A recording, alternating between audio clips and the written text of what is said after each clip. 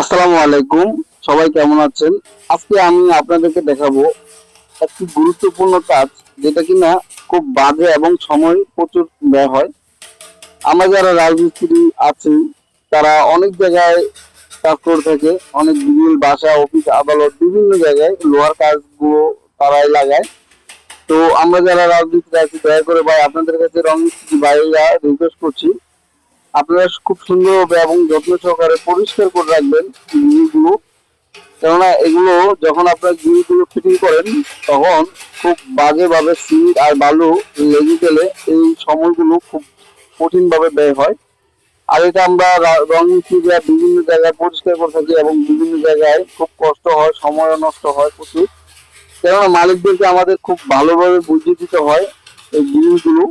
আর গ্রিলে যদি কোনো মশলা অথবা কোনো ইট বালু সিমেন্টের কোনো ইয়ে থাকে, স্পষ্ট থাকে, তাহলে এগুলো আমাদের এনামেল মারলে এনামেলের সাথে এটা খুব বাজেভাবে দেখায়।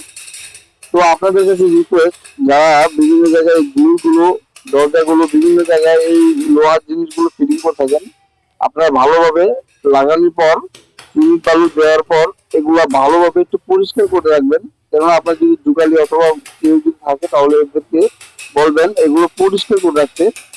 আমরা মালিকদের কাছে অনেক কথা শুনতে হয়, আর আপনাদের কাছে অনেক কিছু ইয়ে করতে হয়। আর দেখেন এই জায়গায় টাইলস কাজ করার পর সিমেন্ট বালু এগুলো হাত দিয়ে অথবা কোনো একটা কাপড় টাপড় দিয়ে ঘষা দিলেও এটা সুন্দর হয়ে যায়।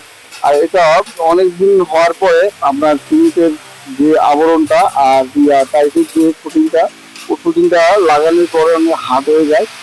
আর পরিষ্কার করতে অনেক সময় লাগে। আর এটা আমাদের লাইন পুটিং হবে। লাইন পুটিং করার আগে আমাদের এটা ভালোভাবে পরিষ্কার করতে হয় খুব সুন্দরভাবে। কেননা এটা দেখাবে, অনেক সুন্দরভাবে লুক দিবে একটা। তো আমাদের পাশে থাকুন, আর কিভাবে কাজগুলো করে থাকি আপনাদেরকে দেখাবো। সবাই ভালো থাকবেন। কেজিসি রমজান বিডি পক্ষ থেকে আপনাদেরকে স্বাগতম। আর যারা যারা চ্যানেলটা সাবস্ক্রাইব